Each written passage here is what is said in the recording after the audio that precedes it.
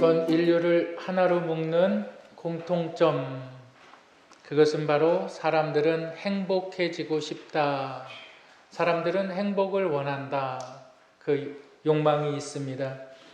누가 행복한 사람이냐? 지난주에 말씀을 드렸듯이 여호와의 율법을 즐거워하는 자들은 이미 복이 있는 자들이다. 행복한 사람들은 여호와의 율법을 즐거워하는 사람들이다. 말씀을 드렸어요. 그런데 사람들은 여호와의 율법을 즐거워하지 않습니다. 그리고 행복을 다른 방향으로 찾으려고 하는데 그 방향이 환경에 있다. 행복은 환경에 있다. 이렇게 시종일관 생각을 합니다. 지난주에 말씀드린 것과 같이 행복은 하나님과의 관계 속에서 주어지는 부산물이다. 여러분 이것을 기억하시고 오늘 말씀을 들어주시길 바랍니다. 본문은 다윗이 성령의 감동을 받아 기록한 시편입니다. 성령의 감동. 그러니까 모든 성경은 하나님의 감동으로 된 것으로, 그렇기 때문에 성령께서 풀어주셔야만 우리는 그 뜻을 바르게 이해할 수 있는 것입니다. 그래서 본문을 통해서 다윗이 말하고 있는 것이 있습니다. 세상에는 두 종류의 사람이 있는데 경건한 사람이 있고 불경건한 사람이 있어. 경건한 사람은 행복한 사람이야. 형통한 사람이야. 불경건한 사람은 형통하지 못하는 사람이다. 그리고 경건한 사람은 나무와 같은 사람이고 불경건한 사람은 겨와 같은 사람이다. 그 이미지로 그렇게 보여주고 있는 것입니다. 오늘 말씀을 통해서 저와 여러분들이 함께 나눌 말씀의 제목은 우리 한번 따라 하시겠습니다. 형통한 사람이 행복한 사람이다. 오늘 말씀의 제목이 형통한 사람이 행복한 사람이다. 다윗이 그것을 이야기하고 있는 겁니다. 그래서 우리가 기억해야 하는 첫 번째는 형통한 사람은 심겨진 나무이다. 우리 다시 한번 따라 하실까요? 형통한 사람은 심겨진 나무이다.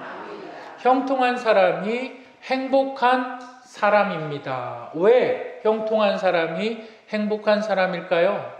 형통한 사람은 심겨진 나무이기 때문이다. 그러면서 다윗이 오늘 본문을 통해서 그림 이미지를 보여주고 있습니다.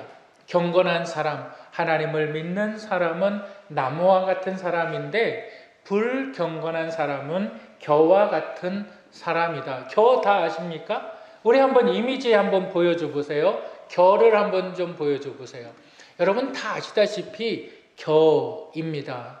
뭐가 빠졌지요? 알맹이가, 알곡이 빠져 있는 것을 우리는 겨라고 말을 하죠. 겨는 무같이 합니다. 겨는 탈곡 시에 바람에 다 날려가 버립니다. 껍데기만 남아 있습니다. 네, 이제 그림 안 보여주셔도 됩니다.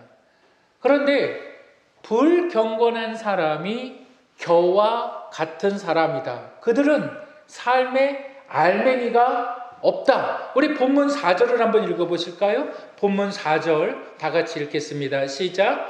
악인들은 그렇지 아니하며 오직 바람에 나는 겨와 같도다. 겨는 형태가 없지요. 그냥 쭉정이일 뿐이고 그냥 더미입니다. 나무는 뭐가 있습니까? 나무는 뿌리가 있습니다. 그리고 나무는 가지가 있고요. 또한 줄기가 있습니다. 근데 겨는 모양이 없습니다. 그냥 바람이 부는 대로 이렇게 흩날리고 저렇게 흩날립니다. 왜 그럴까요? 겨는 왜 이렇게 흩날리고 왜 저렇게 흩날릴까요? 뿌리가 없기 때문에, 뿌리가 없기 때문에 그것이 어떠한 사람들의 모습이냐? 불경건한 사람, 하나님이 없다고 말하는 사람들, 그들은 오만한 사람들, 그들은 죄악된 사람들, 세상의 말에 현혹되어지는 사람들, 그리고 먹는 것만 탐하는 사람들, 하나님이 없다고 말하는 사람들. 여러분, 이것이 겨와 같은 사람들입니다. 계속 이 사람들이 흔들려요. 여러분, 흔들린다는 것이 뭘 말할까요? 흔들린다는 것이 불안정하다는 거예요. 삶이 불안정해요. 왜 불안정할까요? 뿌리가 없으니까. 사람이 흔들릴 수는 있어요. 나무가 가지가 흔들리듯이.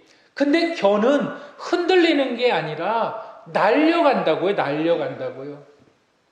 이 사람 말에 따라 이렇게 날려가 버리고 저 사람 말에 따라 저렇게 날려가 버린다는 거예요. 겨와 같은 사람들이라는 거예요. 바람에 흔들리는 인생. 삶에 목적도 없어요. 삶에 가치관이 없어요. 삶의 목적이 없고 삶의 가치관이 없으니까 먹는 것만 탐하는 거예요. 삶의 목적도 없고 가치관이 없으니까 자기 배만 부르면 되는 거예요. 단순한 쾌락에만 빠져 사는 것입니다. 여러분, 우리는 이러한 사람들을 주변에서 흔히 볼 수 있어요. 남편이 가정이 있습니다. 가족 식구들이 집에서 기다리고 있어요. 그 남편이 일을 끝내고 집으로 돌아가다가 전화를 받아요. 야, 뭐하냐? 야, 우리 술 한잔 하면 좋겠다. 한번 만나자. 그래, 어디야? 내가 지금 그쪽으로 갈게. 집에는 누가 있습니까? 아내와 자녀들이 기다리고 있는데 누구 말에 그냥 홀딱 빠져버리는 거예요. 이렇게 편하고 저렇게 변하는 거예요. 내 삶의 주관이라는 것이 없어요. 가치관이라는 것이 없어요. 누가 이 말하면 여기에 홀딱 빠지고 누가 저 말하면 저기에 홀딱 빠지고 이리 날렸다가 저리 날렸다가. 근데 그것을 성경은 뭐라고 이야기하느냐? 불경건한 자다, 이렇게 얘기를 하는 거예요. 바람에 나는 겨와 같다. 겨가 정말 안타까운 것은 뭘까요?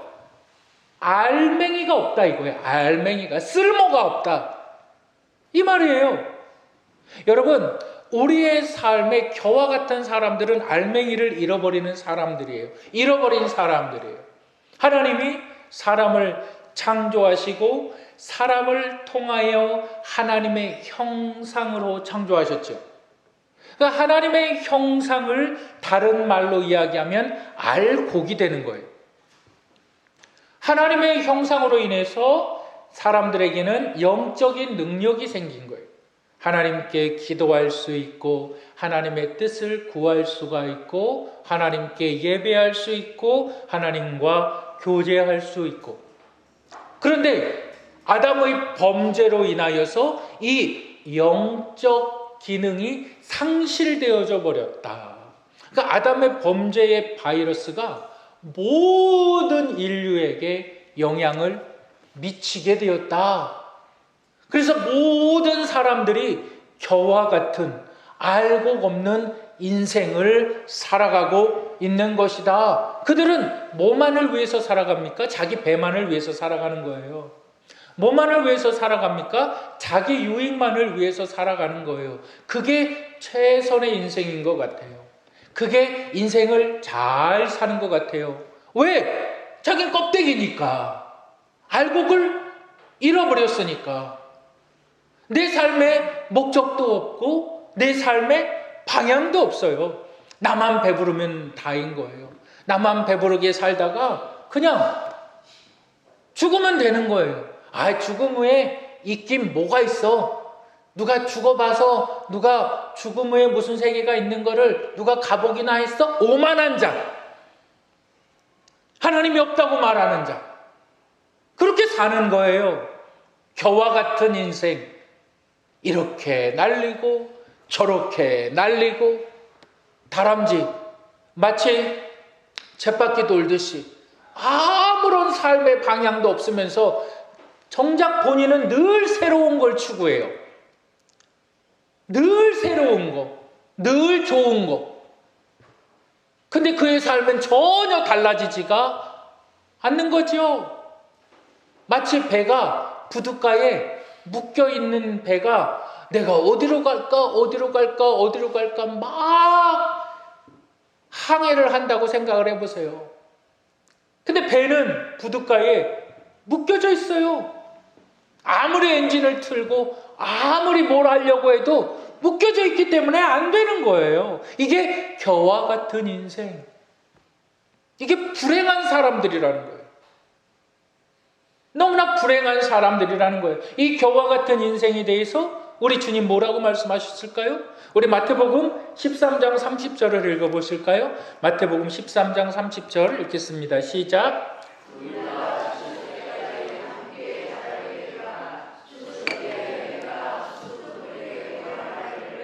가라지는 먼저 거두어 불사르게 단으로 묶고 곡식은 모아 내 곡간에 넣으라 하리라. 가라지는, 겨는, 쭉정이는 어떻게 하라? 불사르게 내버려 두라. 아무 필요 없는 자들. 그냥 그들은 그렇게 죽게 내버려 두어라. 그런데 그것이 끝이 아니라는 거예요. 그것이 끝이 아니라는 거예요. 죽음 후에는 영원한 불못이 준비되어져 있는데 그곳에서는 내가 한 번 죽는 것이 끝난다는 것이 아니라 영원한 고통 속에서 죽고 싶어도 죽지 못한다. 왜? 그들은 그렇게 가라지의 인생을 살아왔기 때문에. 가라지가 비참한 거예요.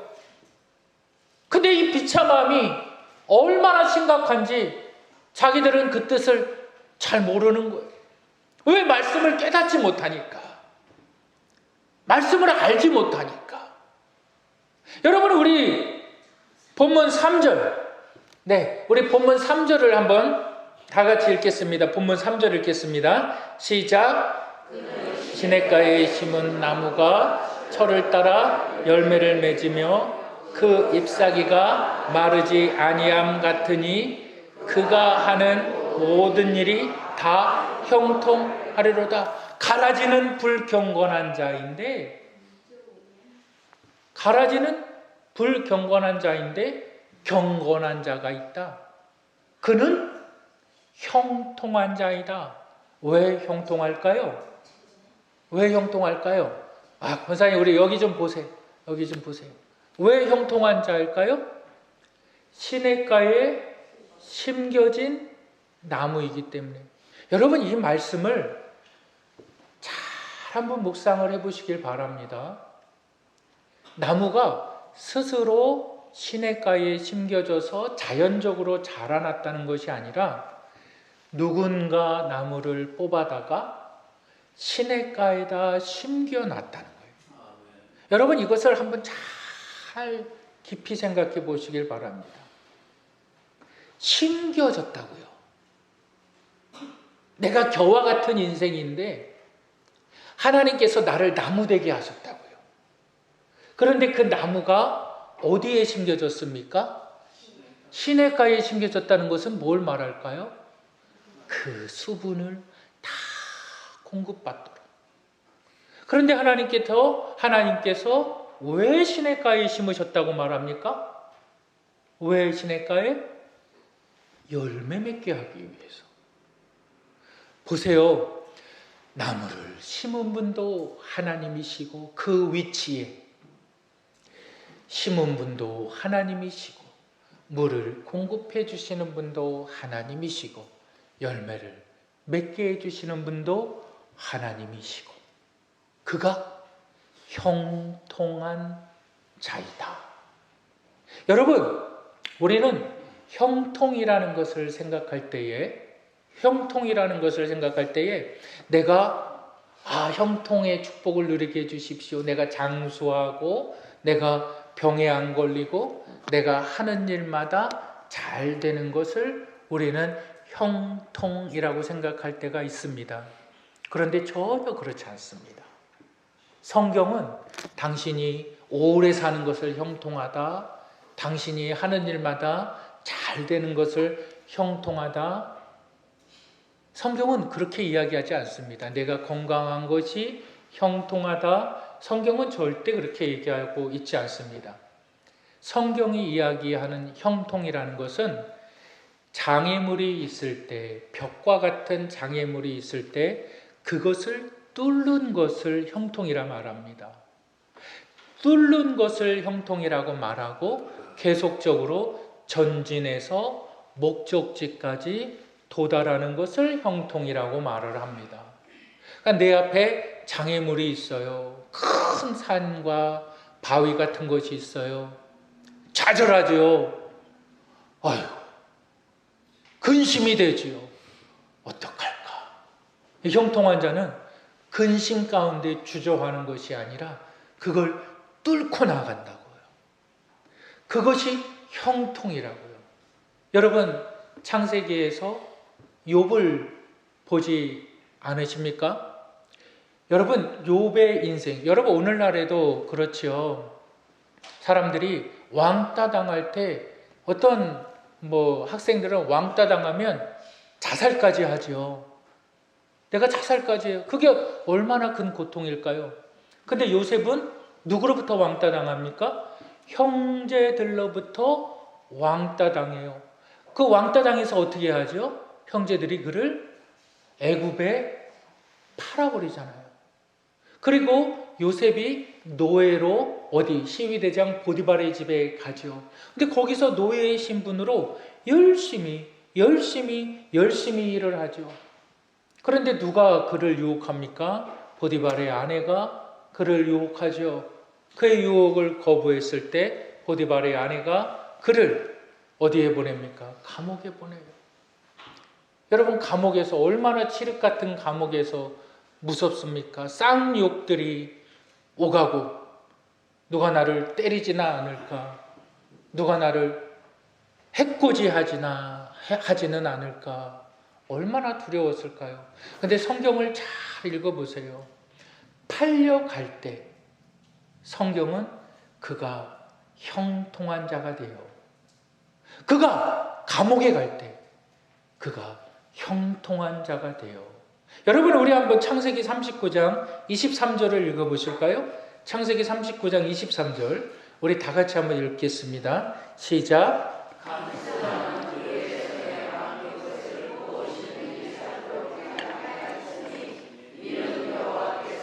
요셉과 함께 하심이라. 여호와께서 그를 범사에 형통하게 하셨더라. 이것이 형통의 의미. 형통이라는 것은 감옥에서도 하나님이 견디게 하셨더라.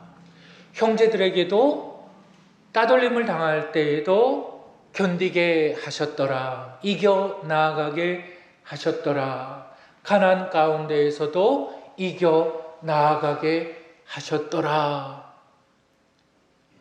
여러분, 이것이 형통이라는 거예요. 그러니까 믿는 사람들의 참으로 행복은 하나님 나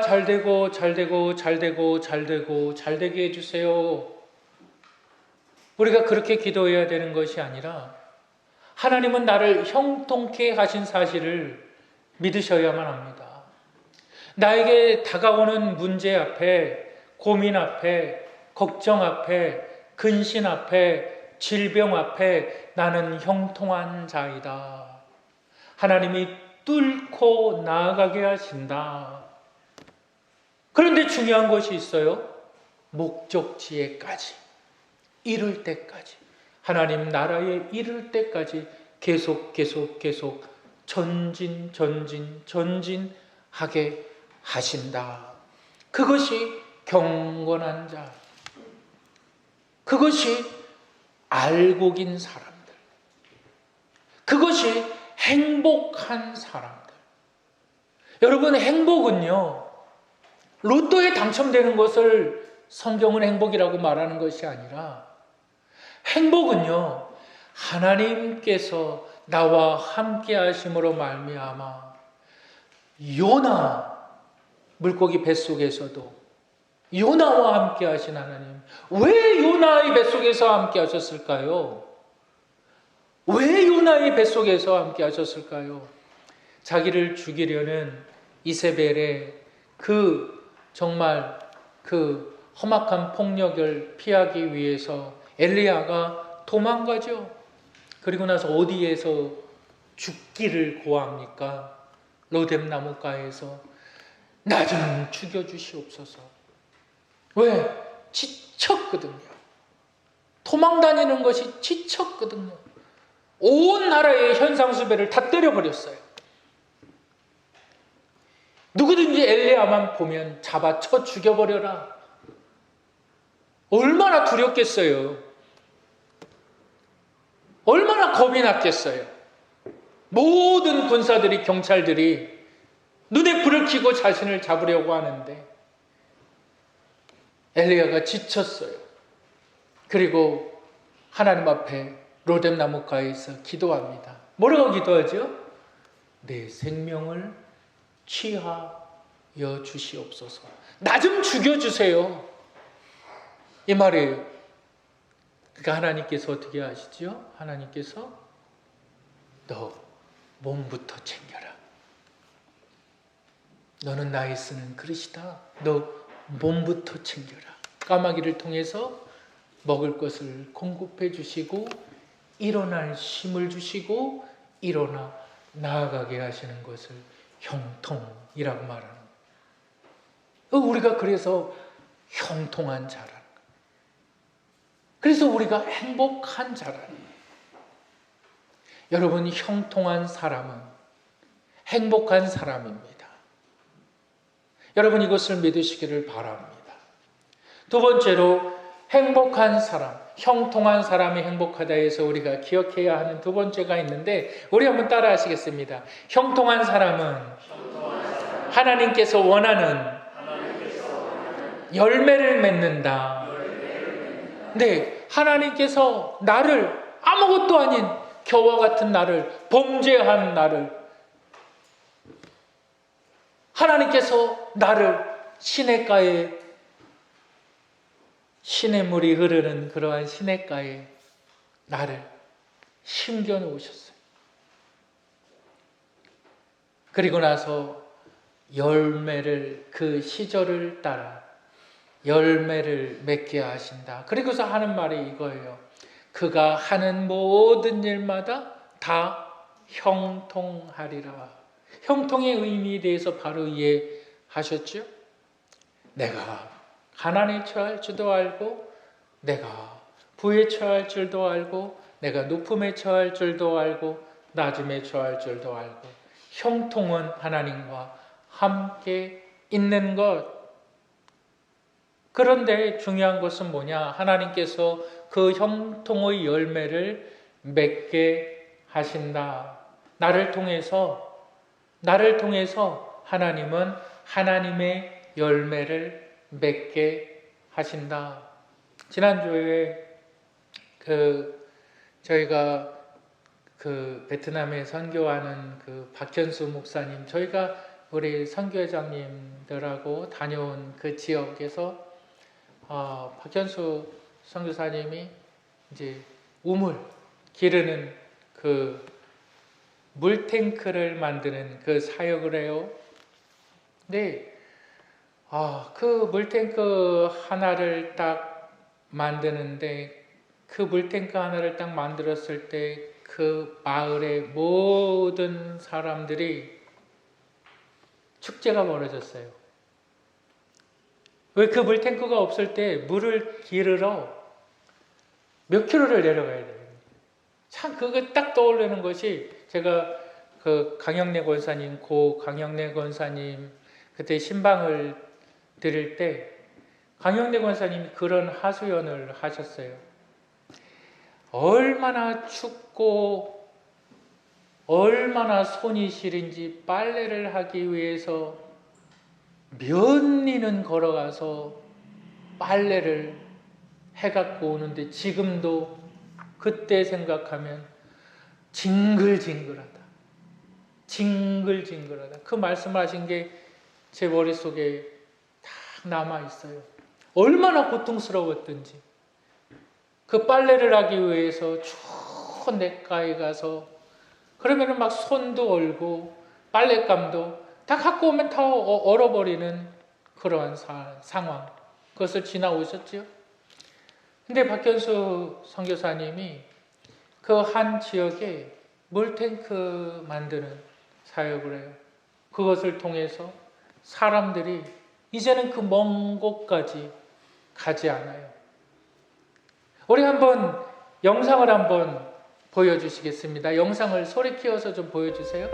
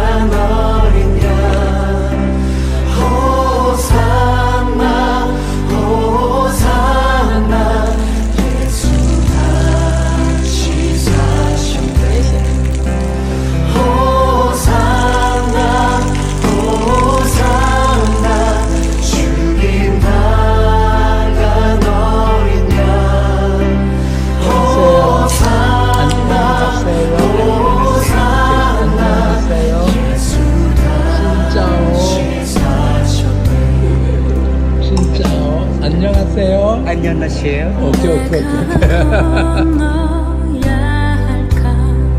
거기서 내 죄 씻겼네.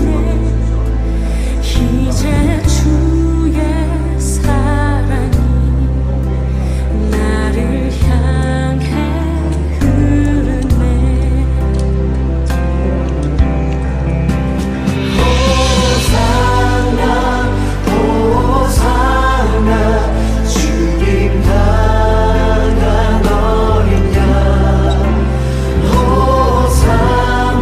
진짜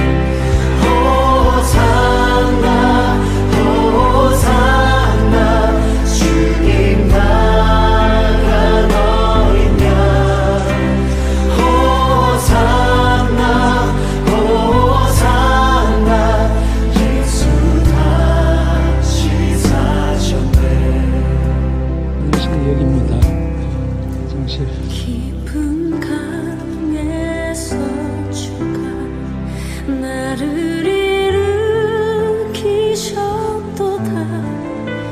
구원의 노래 부르리. 예수 자유 주셨네. 예수 자유 주셨네. 저렇게 물탱크 하나 만드는 데 들어가는 비용이 450만 원 정도가 들어간다고 말을 합니다.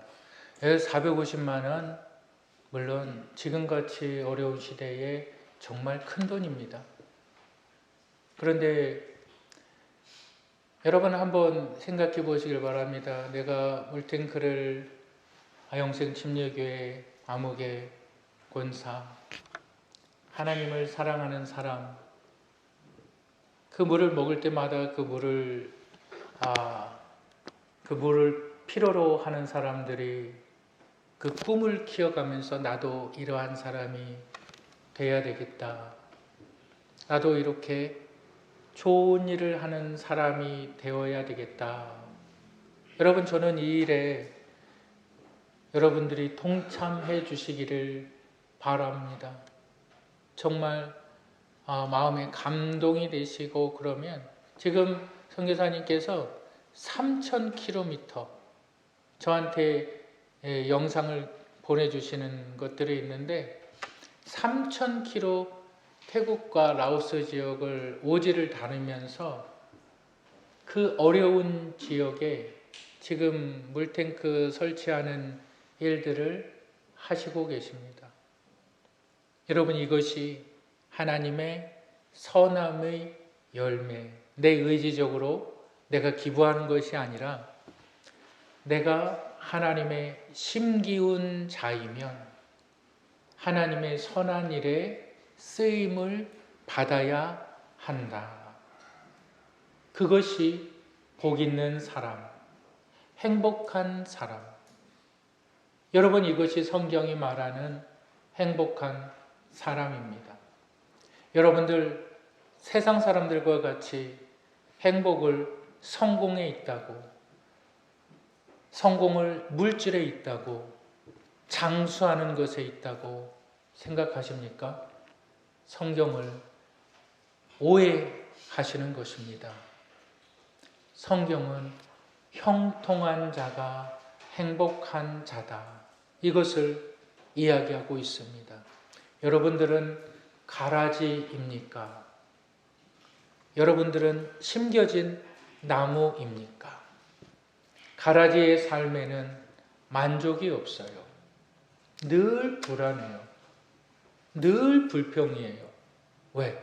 뿌리가 없으니까.